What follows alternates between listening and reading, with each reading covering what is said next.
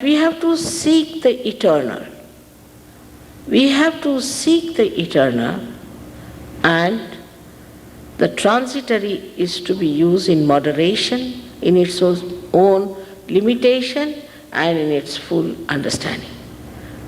Today's problems of ecology, this, that, all these things come from human error, and the human error is because they have not found out the eternal.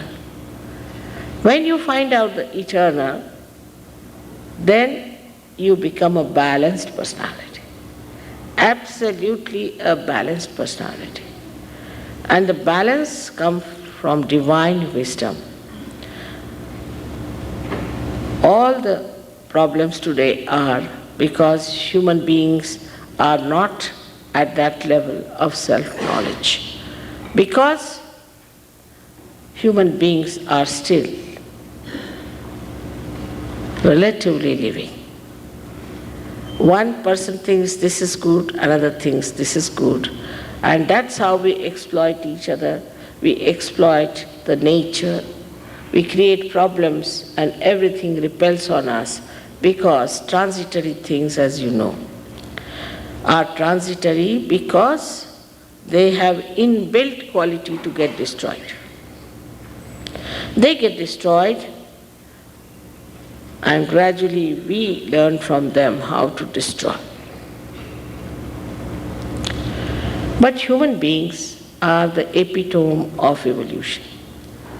God has created human beings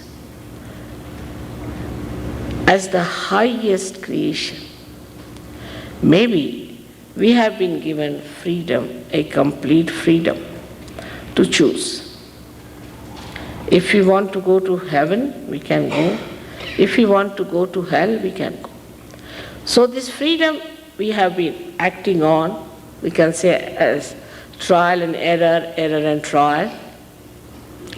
And ultimately, a stage has to reach where we start thinking, what mistake did we commit?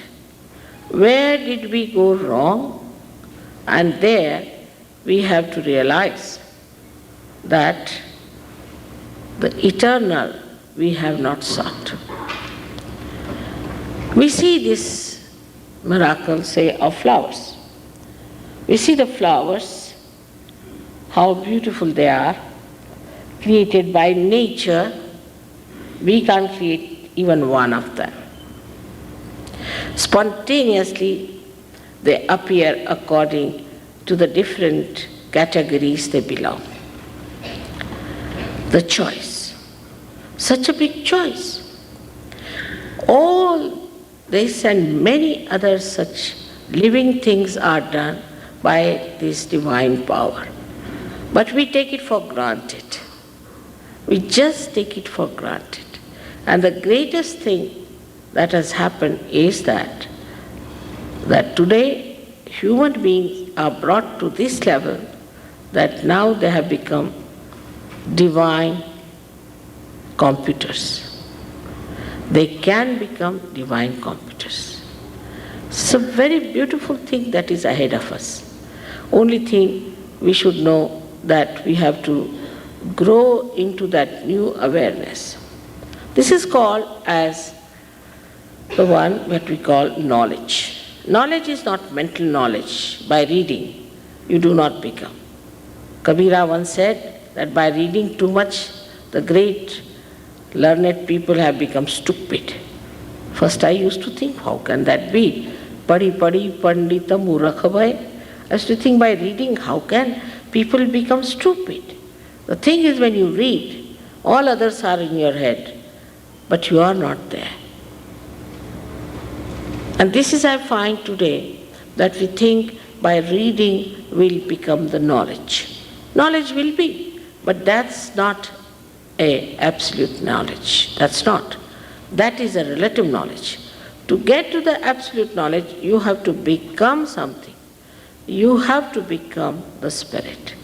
And once you become the spirit, this knowledge is just manifested. It can be manifested even in a little child, and a child can know It's a subjective knowledge, we can say, but absolute. It is not arbitrary, it's collective. You put 10 children who are realized and ask them, what's wrong with this person? Immediately they'll raise the same finger. This is the thing. Now ask that person, something wrong with your throat? Are you suffering from some trouble? He'll say, yes, how do you know? These children are telling me. So only the decoding is needed afterwards. That what's wrong with you? What finger is burning? What is the problem? And what does it relate to? You have to just know how to correct it. And once you know the art of correcting it, you can correct and you can perfect it. It's very easy to master this art. Of course, you must know you can't pay for anything like this. How much did we pay to the Mother Earth when she sprouted the seeds? If it's a living process, you don't pay for anything. Living process do not understand money. How can you pay for these flowers when you have to pay to the Mother Earth? Of course, you can pay to the florist. That's a different point. But to the Mother Earth, you cannot pay. She does all the job without any payment. In the same way, this is a living process, and you must know that you cannot pay for it. Anybody who says that I'm doing God's work, I'm doing this work for emancipation of your soul and all that, and takes money, tell him that he should redeem his own soul first. You cannot pay for it. You cannot put in effort also, because it is a spontaneous thing. Sahaja means saha, with, ja, born, with you, is the right of this union with the divine, is the yoga. For this you cannot pay, nor can you command, nor can you demand. You cannot ask. It just works. So it's so simple.